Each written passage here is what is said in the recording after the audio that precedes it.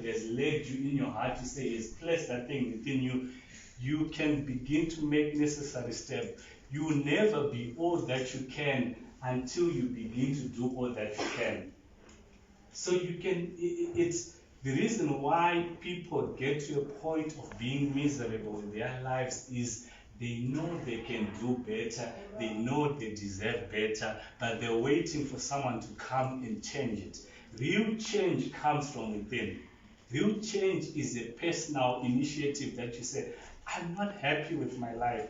I'm not happy with the way I'm going. You need to constantly take time to examine your life. I think it was Nietzsche who said that an unexamined life is not worth living. Many people do the same thing every day, all year round, expecting a different result.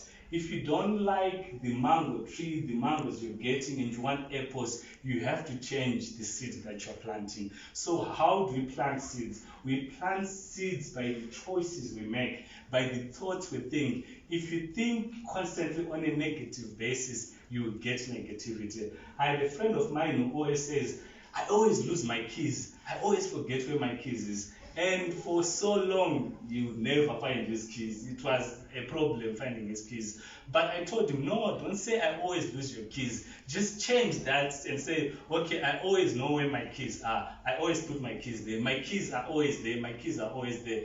Some days the keys were not there, but at least you would say them close to where they are. Because what happens is what you tell yourself determines the energy that you're going to put.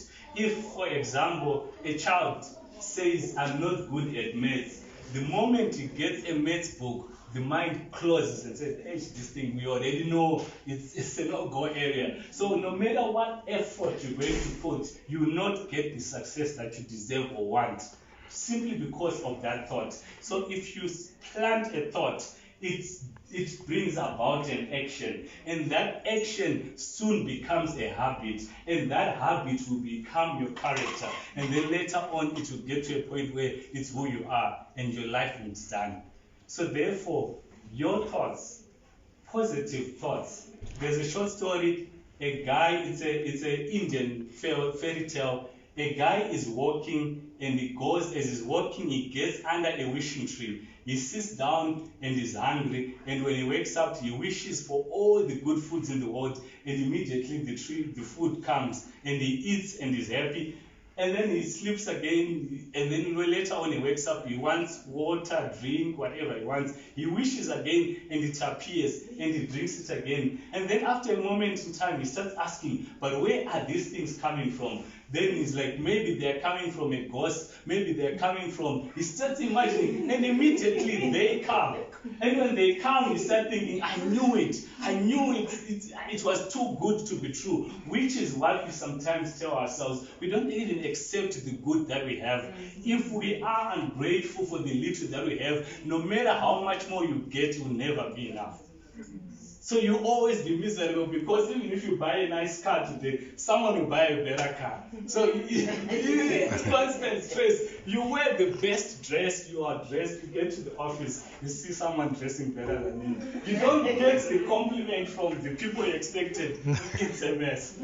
So constantly, and then you're like, I knew it, and already you beat yourself down. Self-love, there's nothing wrong with loving yourself. We can never give what we do not have. We have to appreciate who we are, what we have, and know that what we have is enough for us to be able to move to the next level of our life. Whatever we have done and achieved is only good enough for now. For us to get to the next level, we actually need to do things differently. We have to exact the energy that we need, and we have to find out certain passions that you used to have. I know that your job is quite hectic and intense, and you get to a point where that passion for your job will soon you begin to say, hey, another day, hey, another day, and then your life simply becomes a cycle, and you constantly, instead of going up, you begin to go down. You're no longer motivated, you're depressed, and then the economy and everything else comes in there, and then it's a big mess. So this guy, once the ghost came, He said, I knew it. What story have you been telling yourself? Have you convinced yourself that you're not good enough? Have you convinced yourself that it's too late? Have you convinced yourself that this is all that you deserve? I want you to look into your life. This is a personal initiative that you need to do. You need to get into your own heart. Examine your life.